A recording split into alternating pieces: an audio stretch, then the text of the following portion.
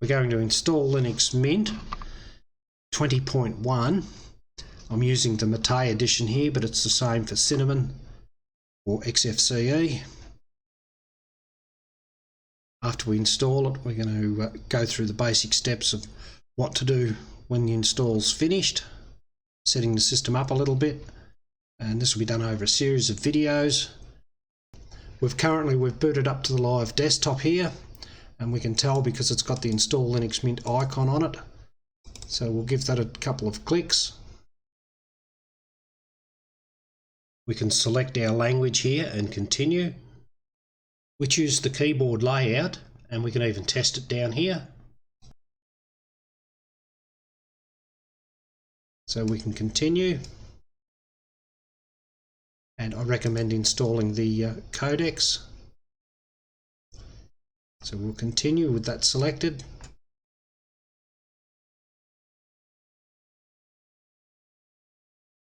Now in this instance, I'm actually doing this in a virtual machine, so I'm installing a fresh virtual machine, and there's actually nothing on the virtual hard drive. So if you're doing this and it's detected you've got Windows or some other system, this is probably not the correct video for that, because you'll need to work around those options. But in this case, we can see that there's nothing else on the system. So if you're doing this on an old computer that Windows has died on, for example, or you no longer care about Windows, that'll work. So as it says here, it's going to erase the disk and install Linux Mint. And you also want to be careful if you've got additional disks inside the computer. You'll need to do the something else method, which I'm not covering here.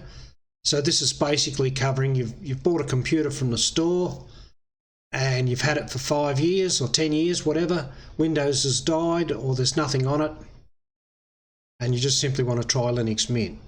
So be warned, if you've got other data or other disks in the machine, you'll need to take the something else method and work your way through there. This method's basically covering a computer with one hard drive in it. In my case, it's a virtual hard drive. There's nothing on it. Whether yours has got data on it or not, as we can see, it's going to erase the disk and install Linux Mint.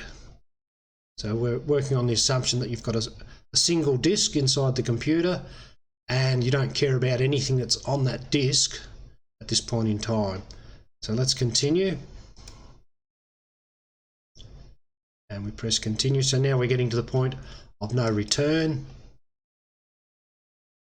You can kiss goodbye. Whatever was on the disk is now gone.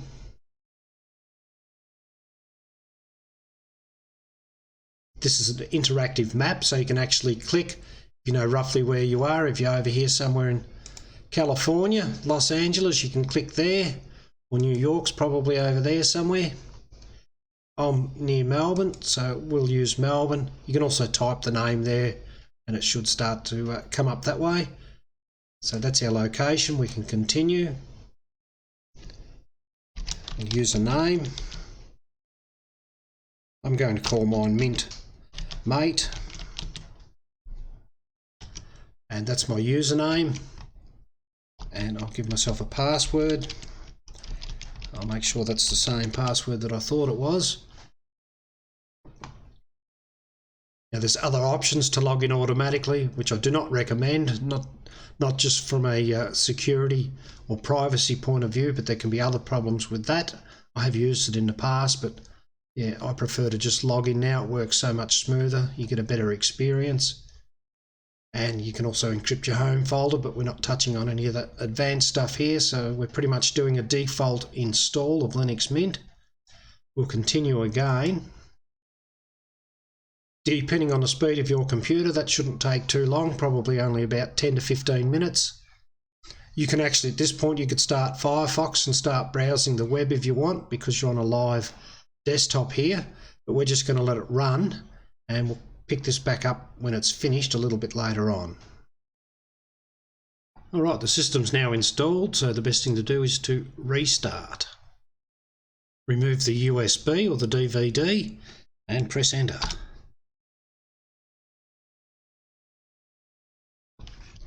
And now we can tell we're on a installed system because we have to log into it, whereas with the live session that we installed it from, it went straight to the desktop. Welcome to Linux Mint. So you've got some bit of stuff you can read through there. You can customize a little bit and whatever there. But I'm not going to touch on that here and now. We can see down near the clock in the bottom right hand corner, we have the shield and it's got this tan coloured dot there. So let's give a click on that. And that's the update manager. So we'll work our way through this. There are a few things we need to do after installing Linux or Linux Mint. So we'll click OK. It's going to ask us to update the mirrors. And we're going to say yes. We're going to have to put our password in a few times now, so be prepared. The mirrors are the sources of the software, so where the software is coming from that is updating the computer, or if we're installing new software, the same thing, it's coming from a different source so that everyone isn't coming from the same source.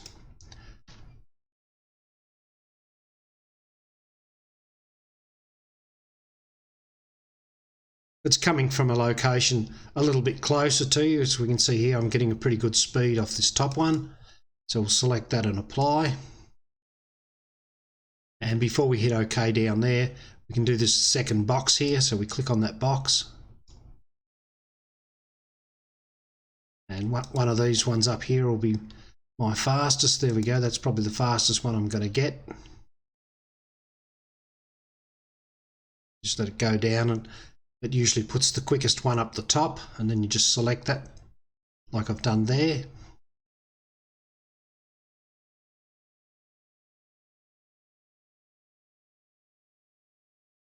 And again we hit apply.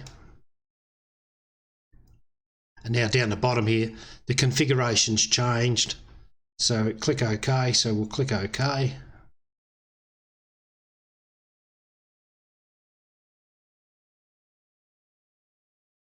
And now hopefully when we update the computer or add additional software, we're going to get pretty good download speeds.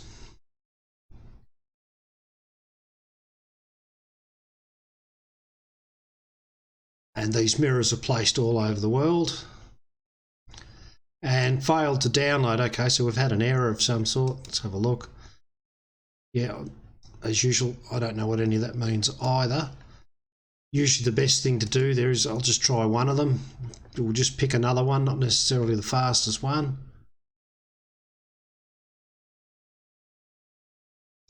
We come down here. We can see we've got the same fastest one here, this ARNet. I'm just going to pick the one below it to change it, just to have something different. I'll try OK again. This happens sometimes. The quickest one doesn't update properly for whatever reason. And sometimes you'll get a little red exclamation mark down here on the shield in the bottom right hand corner. And that's sort of the same thing. So you can actually get to this and see that's failed again. So we'll try changing the top one to a different one. Again, I'll just pick the second one down and I'll apply that and I'll hit OK.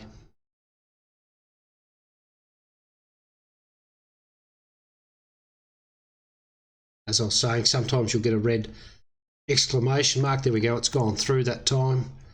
Yeah, you'll get the red exclamation mark on your shield down near the clock. And sometimes if you just wait a day or so, it'll clear itself. Otherwise, you can come into here manually and you can get to there if you hit the menu and just type sources. You can see there's software sources. So if you need to change that, if it's failing for some reason, you can do that manually. We're good with that, so now we hit here, apply the update. We're back to the update manager. So we hit apply the update. I told you you'd have to put that password in a few times. There's a couple more to go.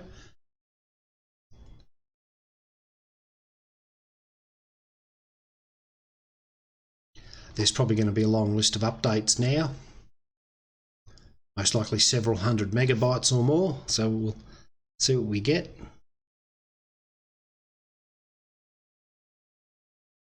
You can also see down here, see the update manager's got the cog in there, so the cogs are grinding away, as we can see, and there's another one here like a clipboard, which is the report, system reports. So we'll move on to that in a moment. So there we go, there's all the updates, and we can see it's 355 megabytes down the bottom. So let's hit install the updates. There's probably more. Yeah, there we go. So there's some kernel updates.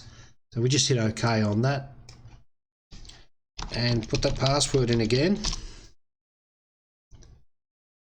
And that'll probably take a few minutes. That might take 5 or 8 or 10 minutes. So we'll just let that run and we'll pick it up again at the end. I haven't actually clicked on the details here, so this has opened itself up. And I have noticed this on a couple of my computers recently, that this happens. Normally this just stays in the state like that, but for whatever reason it's been doing this, and it's actually been sitting here for a long time, so don't be too bothered by that. One of my computers sat there for I think half an hour or so the other day, and I thought it had frozen up, and then I did it again on another computer and it all went through okay. So yeah, just let it do its thing. The system's up to date, although it does require a reboot, so I would recommend actually just rebooting the computer. So let's restart and we'll continue from there.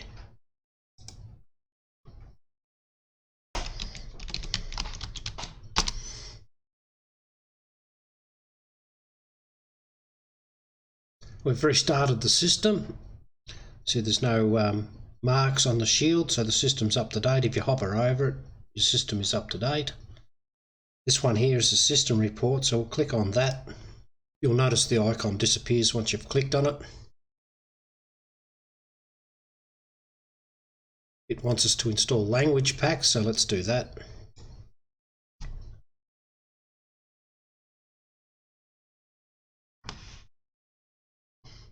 And we'll click continue.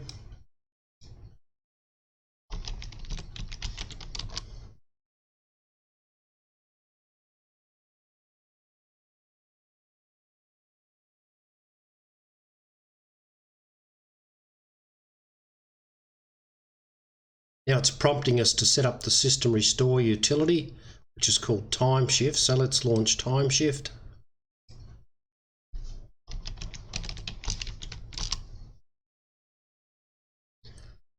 And if you don't know what to do, the best thing is to just click next, and the defaults should be okay, but we'll go through it a little bit.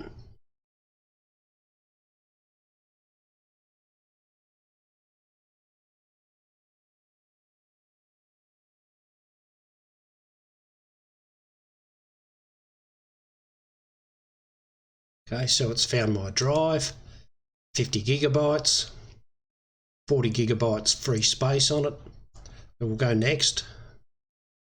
If you've got additional hard drives or whatever in the computer, which we're not really covering in this, you'll be able to make those choices, but we're going to click next. And this is how many and how often. Now this will depend on how big your drive is, so in my case it's 50 gigabytes. So I wouldn't want to have too many system restores on the system. So normally I'd go for about 2 dailies, 1 weekly. That way if something happens, if an update or something comes through and makes a bit of a mess of the system, and I don't use the computer for a few days, or I don't notice the problem for a few days later, I can at least roll back to the weekly.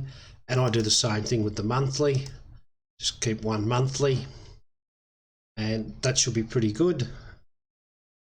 So we'll go next. And be aware, as it says here, user home directories. So all your personal files are excluded by default. Okay, so if you've accidentally deleted a file and then emptied the recycle bin or the rubbish bin, You're not going to get it back through this unless you include it here by making the choice include all files. So we'll go with the defaults, and it's complete, so we can click finish. And there it is, and you can get to time shift, of course, from the menu by typing in time shift, and there it is there. And once this system's been up and running for a little while, you'll actually start to see some entries. It'll give you the date and time and some information there.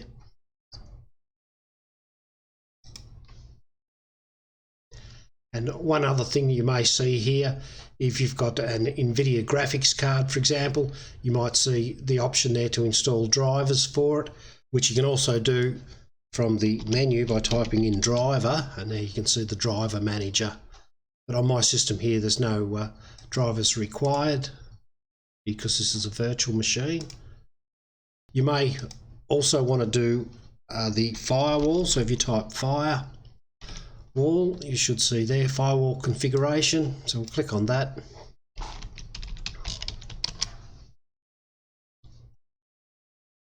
And for a basic home user, you pretty much just need to click where it says status. We just click in there.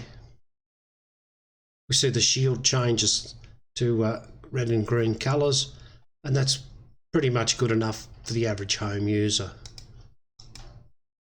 That pretty much covers installing, updating and doing a basic setup to get you up and running on Linux Mint.